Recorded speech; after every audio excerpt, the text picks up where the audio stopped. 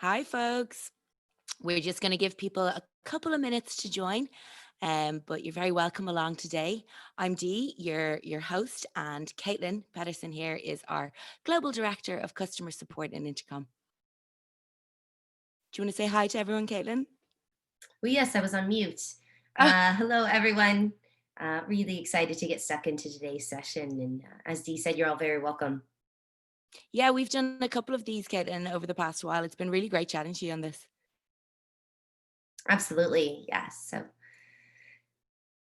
Dee and I used to work in Dublin. I'm now sitting in very dark, very early California here. So it's great that we can have these virtual reunions and talk about some of our favorite topics in tech. So really glad to be Absolutely. back online working with you and to dig in. And likewise, well, it's unseasonably bright here in Dublin today, so we've gotten lucky on that front. Appropriate for the CCW Europe, though. Yes. Okay, well, look, I guess we can probably get started in the next few minutes as people are joining. Um, but we might just give them another few minutes to arrive. What time is it over in the US, Caitlin, or in your part of the US? Yeah, so I'm here in California. We're bang on 6:30 in the morning. I think for anyone that works with global teams, I think this week is that magical week where we're 1 hour closer to one another between the time changes. I think I haven't verified that, but yeah, it's 6:30 in the morning. The sun has yet to shine, but should soon nonetheless. So yep. Yeah, I know for our team, we've squeezed in as many meetings as possible for this week in those hours. Anyway, I think we're probably okay to kick off. So for anyone that joined after we said hello, hi folks. I'm Dee Reddy from the Inside Intercom podcast, and you're all very welcome along to today's session on customer experience versus efficiency, why support leaders shouldn't have to choose. I'm delighted to be hosting this session for you today and to welcome along Intercom's Global Director of Customer Support, Kaitlin Pettersen. But before we kick off, I just want to cover a little bit of housekeeping. We're facilitating a Q&A with Kaitlin at the end of the session. So throughout the conversation, do please feel free to use the chat bubble. It's just down here at the bottom of your screen, but I guess you all know that after many webinars throughout 2020. Do please make sure to set your questions to all attendees and panelists. Our colleague Antoinette will be available via chat, and she's going to be feeding the questions to myself and Kaitlin at the end. We do hope to have time to get to all of them, but it's kind of hard to judge in advance. So if there's anything we don't manage to cover, do let us know and we can follow up with you afterwards. So let's get started. Customer support leaders are often asked to answer the seemingly trick question, can you provide best-in-class customer experience, but at a lower cost? The reality is businesses simply cannot afford to operate at either extreme, and balancing both CX and efficiency not only means a great deal to your customer strategy, but it unlocks something that can feel elusive to customer support teams: positive revenue impact. Our guest today is someone who knows all about finding that balance. As our Global Director of Customer Support, Kaitlin is at the forefront of Intercom's unique approach to enabling your business to find that balance between what's best for your company and for your customers. Kaitlin, you're so very welcome along today. It's great to be chatting with you again on this. I always feel so enlightened after our chats on this topic. So, what are the areas that people can expect you to cover over today? Great stuff. Thank you, Dee. It's wonderful to be back online with you talking about these topics and at this wonderful CCW event. So thank you all. So you covered it really nicely there, but just to kind of bring it home in some punchy points, firstly, really focusing on how to overcome that dilemma, that kind of balance between approaching efficiency and customer experience. And can we challenge this principle that these things are like diametrically opposed choices and we've got to choose between one or the other. And then secondly, scaling that high bar of customer satisfaction that so many companies need and want to really continue to prioritize. But how do you do that without scaling your headcount alongside your customer growth? What's the secret there?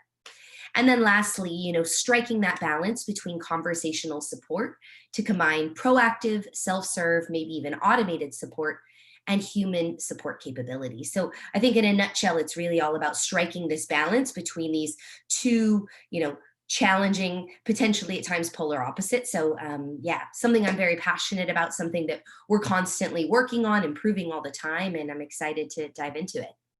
Okay, that all sounds brilliant. So let's start at an almost macro level here. And it is, as you say, an age-old challenge.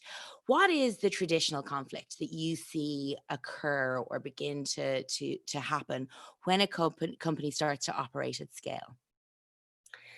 Absolutely. So, I mean, this is all about change management for your teams, your processes, but most importantly and most deeply felt for your customers. You think about the journey of a company, you go from startup, where your co founders and your first five employees are out there talking to your customers, going above and beyond, doing everything that you can to not only retain them, but, really understand why they said yes to your product, why they continue using it and implementing that. So, there's this deep closeness, right? But as you begin to see some success and you start to scale up, I mean, bigger and bigger and bigger to thousands and thousands or of customers, potentially millions of users, that kind of one size fits all, above and beyond customer experience just doesn't scale and it doesn't work. And so I think the challenge or the conflict, as you said, that really arises here is, a lot of companies are just so big and giant, they don't have to prioritize their customer experience, nor do they care to. And I think we're seeing that way of doing business is really falling by the wayside. The best companies out there really care deeply about their customer experience. They see it not only as the key to unlocking long-term business success and growth, it's also a great input into their product roadmap. And the list of benefits goes on here. And so the aspirations and the intentions are true, but again, it can get quite expensive. At one point we had this chart where it was our customer growth, and if you looked at our support team headcount growth, it was just growing right alongside that line, and that can get really pricey. And at some point, you have to understand where can we start to level off and slow that headcount growth, or really just the cost growth in our organization, while still maintaining a great customer experience. Certainly not what it looked like perhaps in your earliest stages, but what is that new, modern, scaled customer experience look like? And it's a challenge, and we've not always nailed it, and we're working our hardest to nail it, but it's something that we're really passionate about. It's something that we've learned a lot of lessons about, and something that we love talking about. So I would say that's really the conflict: is you start to hit this tipping point of scale, and you want to maintain that great experience because it's the right thing to do, and it's great for business, but it can get costly and just operationally challenging to do so. Yeah, and I think we've all had that experience, like every single person, of trying to deal with a very large company online and just feeling like your business doesn't matter to them because you're just one of so many queries. But like that sort of Zappos level of customer service, which would be the absolute extreme of excellence, it's just not feasible for a lot of businesses. But how do they avoid that other extreme, Caitlin, like that I'm describing, where you just feel like you're a number on a sheet? And where do you think that sort of sweet spot is for customer satisfaction? Absolutely. I think the honest answer is that it probably evolves and changes as your business grows and as your customer segment shifts and changes, And so I think it's really a matter of deciding what you're going to prioritize and why, because you can't do it all. And I think, Zappos or Zappos, right? The kind of famous, I think they started out as a shoe retailer. I'm not sure if they sell more now, but, so famously made an intentional decision that we, for our brand, are going to be known to be this above and beyond customer service. And so, they intentionally decided on that, and they built their business around it, and likely their behind the scenes costs. And so, in terms of how do you find that sweet spot, again, it's going to look different for every business. I think the key here on finding your sweet spot is, and you probably need to do it once every few years or once a year, is what do we need to prioritize right now and why? Because we have limited resources, right? If we're going to be a responsible business that wants to continue to grow and improve, you need to determine what to prioritize. So are you Zappos, and your brand really needs to be built on this above and beyond, or like the Ritz Carlton? Okay, well, then you're going to shift your funds that way. If you want to be, on every person in Europe's cell phone as an app or whatever it is, well, then you need to prioritize something else, you know? So I think it's about making that intentional decision about what are we going to prioritize and how do we build our customer experience about that? How do we set great expectations with our customers up front? We know expectations can be, you know, the root of all heartache, as they say. So finding that sweet spot, it's challenging. I think it shifts. And I think it's about sitting down, working with your teams to make some really intentional choices about what matters most, what are those priorities, and what are our trade-offs, and how do we sort of build our customer experience around that. That makes a lot of sense. And I guess it's where something like messenger based support comes in because, talk me through maybe how that works on your team and how you guys manage to achieve typically high levels of efficiency and a personalized customer experience, but also seeing that positive revenue impact. Yes. So for us, Messenger is the key to unlocking this, right? And, we believe that meeting your customers in your app, on your website, when they are engaging with your product, is the right way to, I think there's an element of delight there, right? They don't have to go digging around the footer of your website to find your deeply buried contact section. So, we believe Messenger first. Obviously, we built a Messenger, we market and sell Messenger, and we think that that's the right way forward. In terms of how do we achieve high levels of efficiency and maintain that personal customer experience, again, in full humility, I'll say sometimes I think we nail it, and sometimes we over error because this is a balance, and as I sit here today, I will say that we continue to believe that meeting your customers where they're at when they need you most is the right thing to do, and the messenger helps you there. And trying to get ahead of some of their questions, maybe before they even have them, as they're having them, is that personalized experience. Again, to your point, I think we've all had that experience where we're just digging and digging and trying to find the information we need, but on the other end of the spectrum, oh, I've got this question. Maybe you're on, say, a travel website. I need to rebook my flight. I think we've all had loads of those this year. And, boom, just right there in front of you is a link to an article or an FAQ sheet that walks you through the process. And that's a moment of like, goodness, well, that was helpful. And I think, data tells us, and for the most part, most of us would feel that, while we enjoy talking to great, brilliant support teams like the one I think Intercom has, and so many of you likely work with or employ, customers would prefer, they want efficiency. They want to get what they need and they want to get out and move on to the next topic. So I think this, and I think we'll get into this a little bit later, but, for us, it's being right there in front of them, making yourself available, but not necessarily always leading with this team support. How can you save both your team but also your customer time by giving them what they need in some sort of self-server automated way? But I think that the messenger, when we talk about personalized, is really what empowers that. Filling out forms and emails, rather impersonal. It's also just not really how people communicate these days. I mean, think about how you all are staying in touch with family and friends.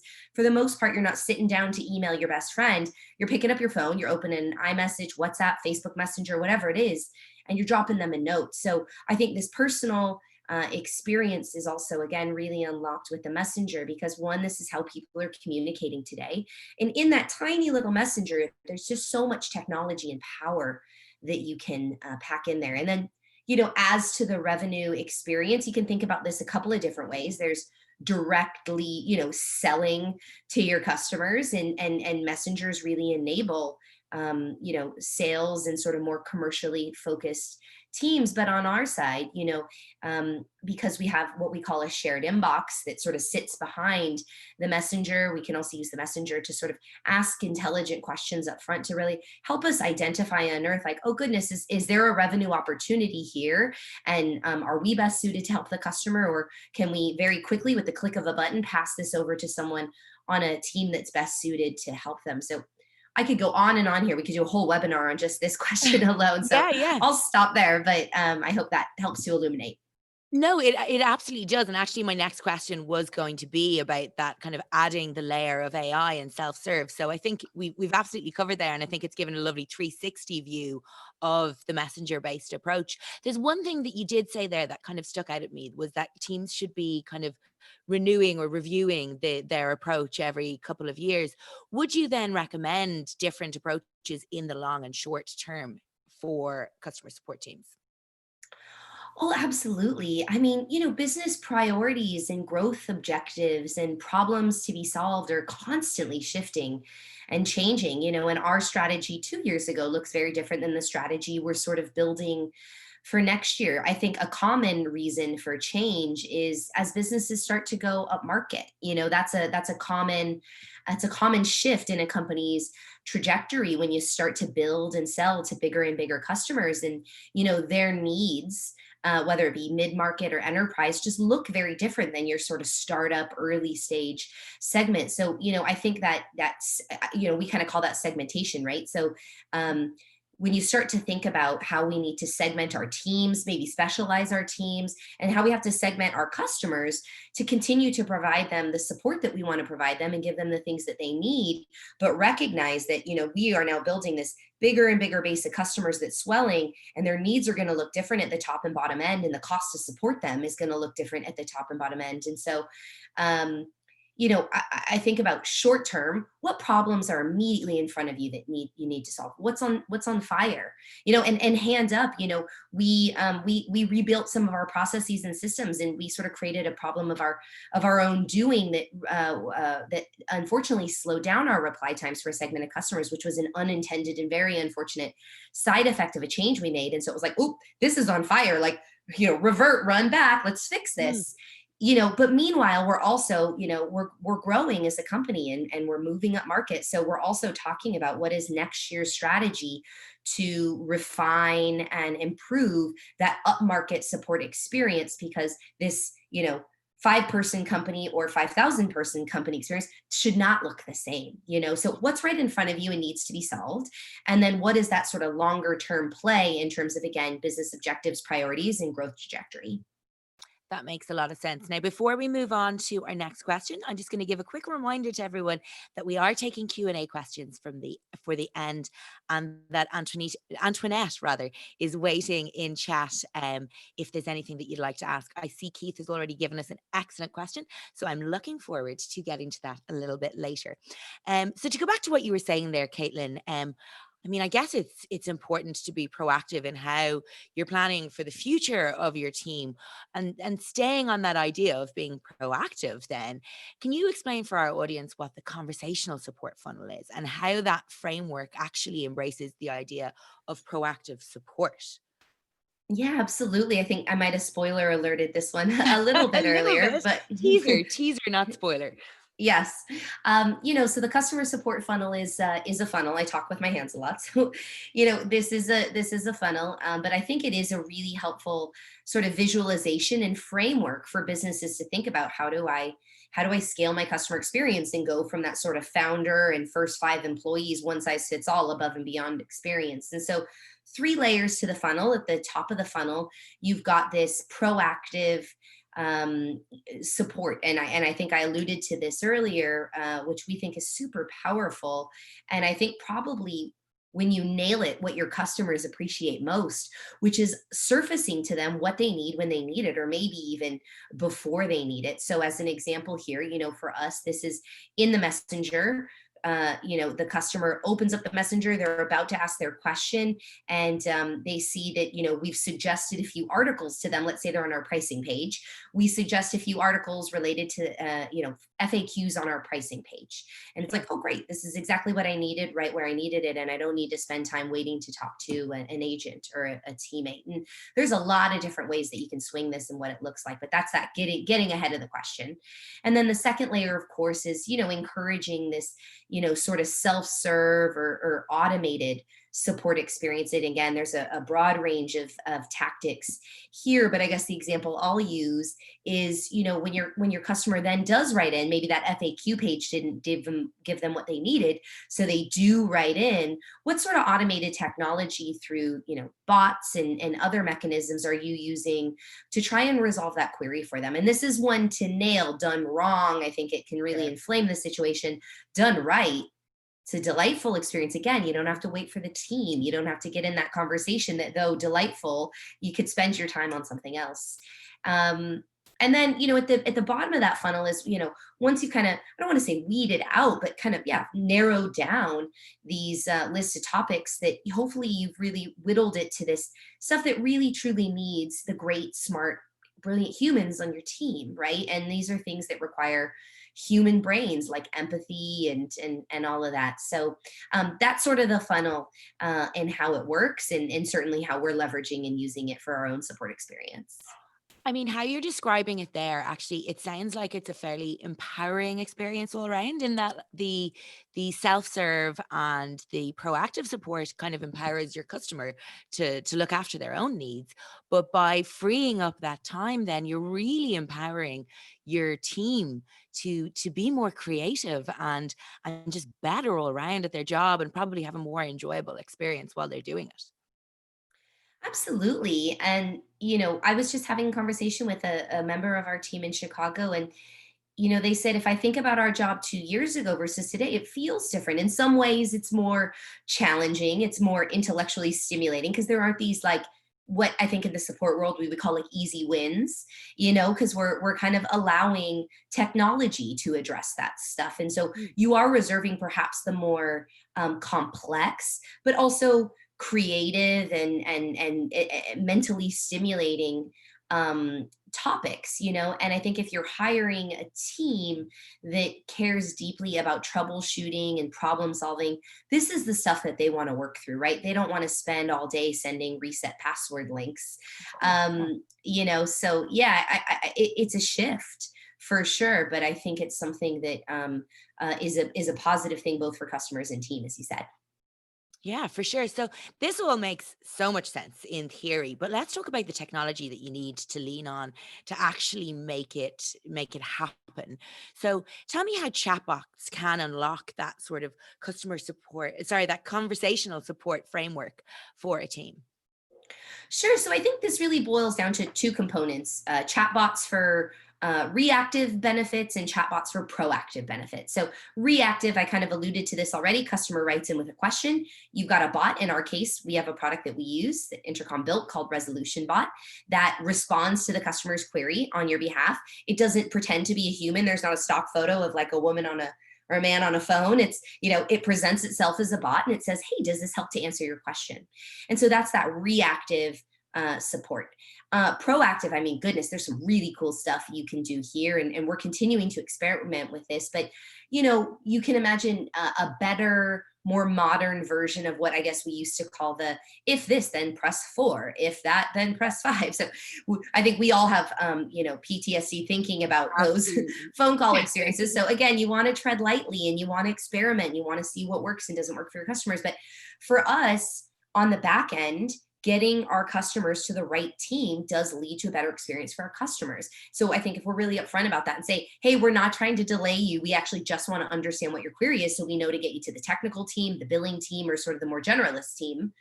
Help us understand a little bit more about your question. And we use an inbound custom bot is what we call it. So, the list is long on both sides of that, of that fence there, but really it's about, kind of proactively, like, what are you capturing from your customers up front? What questions are you asking them? And then reactively, what information are you serving them in reaction to their query or need? And presumably then your team needs to be particularly strong so that, when they are ready to take over from the AI or the chatbot, they can absolutely nail the customer's needs. Absolutely. And I think best case scenario, the chatbot experience has been pretty seamless for your customers, but we all know this is an imperfect space. Goodness, it has gotten so much better. We're so excited and enthused and seeing a lot of success with the technology. But, some people are like, human, human, give me a human. So, Yeah. it's a balance to strike, that's for sure. But as I said earlier, if you're doing the funnel right, you're whittling down what gets to your team to the stuff that is really only the stuff that your team is needed for. And we love that because it empowers us to perhaps hire fewer people, but to hire people who, again, are really passionate about deep troubleshooting tactics and strategies and connecting and conversing with our customers rather than this more transactional question answer close type of Mhm. experience. And what other products do you think you can partner with chatbots, for example, to create that sort of seamless experience for people? Yeah, I mean, God, goodness, there's so much that you can buy Mm, and layer and leverage here. I think as I mentioned earlier, um, you can use different features depending on the product and tech stack that you're using to, for example, as I touched on earlier, like better qualify the conversation. You can layer in this component to really just gather some upfront additional information from your customers. You can also leverage the chatbots to surface resources from your website. So we use a chatbot called Operator. It's not really a chatbot, it's a bot. And Operator will offer up a customer an article from our help center based on the nature of their query. So again, the list is mm, long, and I think it does depend sort of on your tech stack and what you're leveraging. But for us, using Intercom, conversation qualification, something that we really love, as well as sort of article suggestions. And we see that about zero point 0.5 of our conversation. So it's not huge, but it's when you've got a lot of conversations a month, as we do, or tickets, offering up those articles, and the customer says, "Oh yeah, that helped. Thanks. I'm all good. I don't actually need the team." That's great for customers and great for us. that makes a lot of sense. And like this has all been very illuminating, I think. We're gonna have to go over to the question Q&A next shortly anyway. But before we do, I just wanted to cover one more topic with you, and it's potentially a big one. Money. How can businesses develop customer service as a revenue driver? And what argument would you make internally for it as a strategic investment? Absolutely. So, when I think about, we've written articles, I read lots of articles of don't view customer service or support just as a cost center, unlock revenue. And I think that, how you actually chase this or implement this is there's sort of the indirect route, correlation, not causation. And then there is the direct route. So on the indirect side of things, if you're using a technology that is modern, that is built to connect with your customers in a way that they talk and work today, messengers, again, Slack, WhatsApp, um, that's going to drive a little bit of delight in and of itself. Mm. And there's just so much technology that you can pack into a messenger that you can't into email and forms. And so I think there's this kind of indirect positive benefit that maybe shows up in CSAT or NPS. But if you're just using these modern technologies and tools to connect with your customers, to make life easier for your customers, that's going to drive some indirect, commercial wins for you. But more directly, I think I touched on this earlier, but for us, we partner very closely with our sales team. We sit in the same sort of umbrella organization. And, I remember working at an old company using a support tool, which I will not name. But, I remember if I wanted to send something over to our sales team, I had to like copy paste the URL of the ticket I was working on in our ticketing system. And I had to email it over to the sales rep, and I had to look up who the sales rep in the sales system, and it's just very clunky. That's Whereas you think clunky, about yeah. if you think about these shared inbox experiences, I'm working D. Oh, sounds great. D, looks like you're actually curious about X, Y, and Z, or Yeah. Z, I should say, products. And I'm gonna pass you over to my colleague on the accounts team who can walk through your options. Give me 1 second. Boom. There's no hold music. There's no copy pasting. I'm reassigning this conversation, and that teammate can pick up right where I left off. So that I think is a little bit more direct. And then most directly, and this as we move up market and explore the enterprise segment more and more, I think what many would call professional services is a very exciting space to explore, where you actually charging for your services, or when you're creating these tiered support experiences, gold, silver, and bronze. You can actually say it costs our team X to support this segment because we're going to meet these SLAs. We're going to offer this experience. You can assign sort of a cost to that, and that's where you can draw that direct line. We have X amount of customers opting for our gold experience, which is this type of support experience, and we charge a premium for that, and that hits our bottom line. So I'll stop there. I know we're tight on time for our questions. I'm a rambler. I hope that was helpful and insightful. That was like some really amazing insights there, Kaitlin. So thank you so much for that. We are going to hold on to you just a couple more minutes for those questions Antoinette has managed to gather for us. We might only have time for one, actually, but this was Keith's one that I referenced earlier, and I am keen to get an answer from you on it. Improving customer experience as measured via NPS, which you just mentioned, is a targeted objective of every executive in EON. However, emotional empathy with their customer base is often an alien language for some executives. So, what are the 3 things that you can do to strengthen the emotional connection? I love that, Keith. Really great question. Yeah, me too. 3 things we can do to strengthen the emotional And you have connection or about 20 seconds on each one.